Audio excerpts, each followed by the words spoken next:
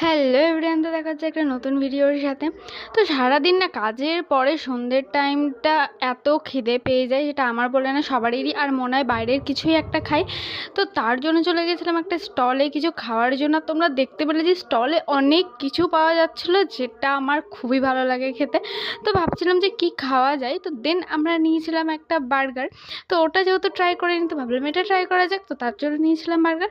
আর এটা না আমি না কিছুতেই খেতে পাচ্ছিলাম না পুরোটা, তো তার জন্য আমি হাফ হাফ করে খাচ্ছিলাম। আর সন্ধ্যের সময় এরকম খাবার খেতে কারোই না ভালো লাগে, কারণ সবারই পছন্দ সন্ধ্যের সময় এরকম কিছু একটা খেতে। আর হ্যাঁ, আমি না ওই খাবারগুলো দেখে ভাবছিলাম যে সবগুলোই খেয়ে নিই, কিন্তু আমি যদি সব খাবারগুলো খাই তারপরে আমার অবস্থা তো খারাপ হবে। আর ওরকম যদি পার ডে আমি রোজ খাই কিছু, তাহলে আমি দুদিনেই মোটা হয়ে যাব। তো যাই হোক, আমি না এই বার্গারের ভেতর দেখার চেষ্টা করছিলাম যে দাওয়া কি আছে, তো দেখলাম যে আলুর কিছু একটা দাওয়া ছিল। তো যাই হোক, এটা খাওয়ার পর আমি চলে গেছিলাম বাড়ি। তো আজকে